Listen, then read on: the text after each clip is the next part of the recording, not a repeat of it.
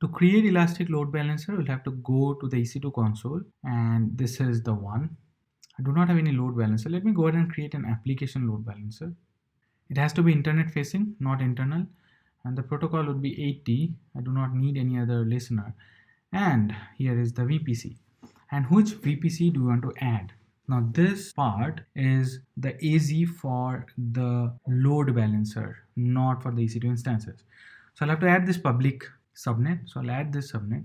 Let me tag the load balancer also. I have to have at least two subnet.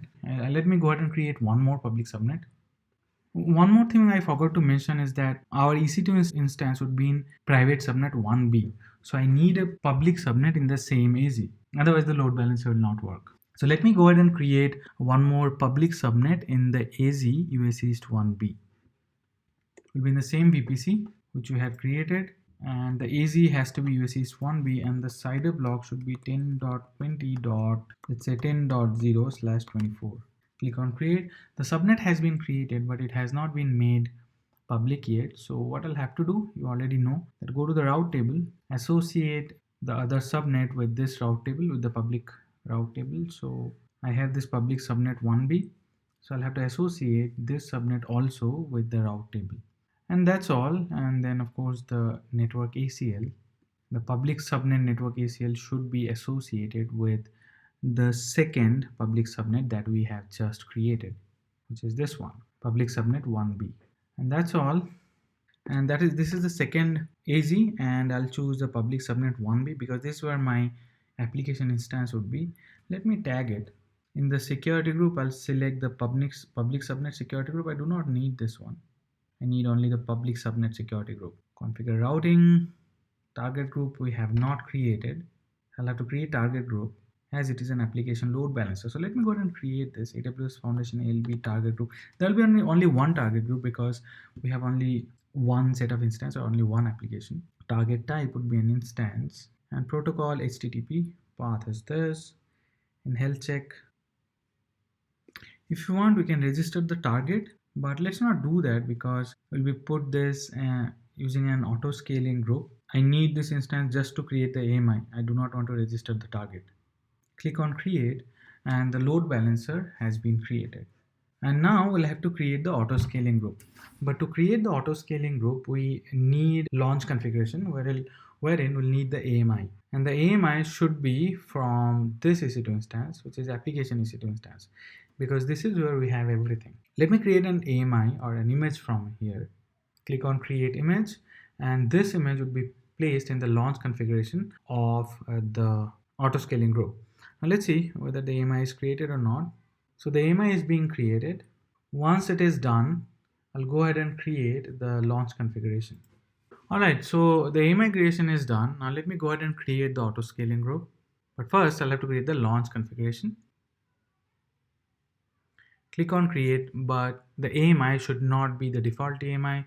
This should be the AMI that we have just created, which is AWS Foundation Application AMI. T2.micro should suffice. So this is the name of the launch configuration, and in the IAM role I'll have to mention this role in EMP app role which I have created. Let us go ahead and see what this role signifies. I'm in this IAM console, and if you go to roles, there are of course multiple roles which are already defined, but I have created this role, EMP app role, and it is as per the diagram that we discussed. From the applications, there are a few things which you have to do. The first thing is that we'll have to upload the image to S3 or to the S3 bucket which you have created. Then we'll have to store the S3 metadata in a DynamoDB table. And the main thing is that we'll have to update the MySQL database with all the information of the employee, like employee ID, first name, last name, and etc. So by and large, the EC2 instance should need three permissions. One is to upload image in the S3 bucket, then to write data in DynamoDB or to put item in DynamoDB, and then insert data in RDS. So to make things simpler, what I have done is I have attached these three permissions to this IAM role, EMP app role, and one is S3 full access, the other one is Amazon DynamoDB full access, and the final one is Amazon RDS data full access. You should not give full access though. You should always do some due diligence before providing permission. So this role, EMP app role, it has these three permissions, and this is the instance profile which you have created. So while creating the launch configuration, I am attaching this IAM role to this launch config. And the security group, it should be the application security group that we created. And then click on launch configuration with the key pair that we have been using so far. One more thing, as you know, as you proceed, we need to improvise. So we added one more public subnet. We added the second public subnet, so we should allow this inbound rule from the other public subnet also. And the same thing has to be done in the network ACL as well for application subnet network ACL. I'm allowing, okay, it's the entire VPC. Sorry, I keep on forgetting this, but so it should be good here. So the launch configuration is done. Now I'll have to create the auto scaling group. I'll choose an existing one, which is this one, of course. Is the name of the auto scaling group. Start with one instance and it will be in the VPC, and the subnet should be, let me add all the private subnets. I should have added only the private subnet of 1B, that should have sufficed, but just to be future proof, I'm adding all the private subnets. I do not need any scaling policy. I'll do it manually because of this application, but if you are in production, of course you would like to set up scaling policy. One-on-one is fine, but let me scale it. Let me create a scaling policy anyway, which would be a simple scaling policy. Add a new alarm. There's no notification that we need. Average CPU utilization is more than 80% for 1 minute, and this would be the alarm for the scale out. That should be enough. And same is the case with scale down or scale in fact, not scale down, because it is horizontal scaling. I do not need any notification. Whenever the CPU utilization is less than, let's say, 40%, then for 1 minute, this alarm should be triggered, which will scale down. Do we need any notification? I actually don't. Configure tags, click on review and create. We have not associated the load balancer yet, which will do once it is created. Okay, it's created now. All right. Currently there are no instances. Now I have to modify this auto scaling group. And what I'll do is I'll add the target group AWS Foundation ALB target group. And let me go ahead and add one more private subnet. Click on save. So this is the modification of auto scaling group. Currently 0 instances are running. Desired is 1, minimum is a 1, and maximum is 1. And this auto scaling group should launch one EC2 instance. So it has launched one EC2 instance. Let us go ahead and check that. It failed for the initial time. So this is the EC2 instance which is being launched. Now I can go ahead and terminate this one. We do not need this anymore. Let's see the status of the auto scaling group now. So currently one EC2 instance is running. We are good here. The load balancers were added. Everything is done, but we have to do some manual tasks here. Even though I have created the application, I have not started it. And also I have not made any modifications so that the application is started automatically. That is okay. I did not do it intentionally here. But if you have some application like this in an auto scaling group, you have to make sure that while creating the AMI, you provision the options which would automatically start that application during boot up, which has not been done in this case. If you want, you can use lifecycle hook also, but that is something which I would suggest not if you have a web server or something like that. So now let me go ahead and start the application. This is the IP address. Of course, I'll have to log into the Bastion host. I'm inside of the Bastion host. Now let me SSH into the other EC2 instance. I have to get the IP address though. And this is the private IP address. Okay, there's some problem with the security group and firewall rules. Let us go ahead and change that. So after making the changes in the firewall rules, I'm able to log in. And let me try to start the application. So it has add EMP and templates. So the program is running in background mode and it is working also from the local host. So let me show you. If you type, and there you go, it is working. Let me try to do the same from the Bastion host. Let's see whether it works on the Bastion host or not. This is the private IP address and 8080, so it is working from Bastion host also. And now one thing is that I had to change the port of the Python application. from 80 to 8080 because 80 is typically for system use cases. So I could not use 80. I had to change it to 8080. In similar line, we have to change the port of the load balancer as well. In the target group, the port would be, it's not 80, it should be 8080. So in the target group, I had to change the port number. Basically, I had to delete the target group and create a new one which would listen to port 8080.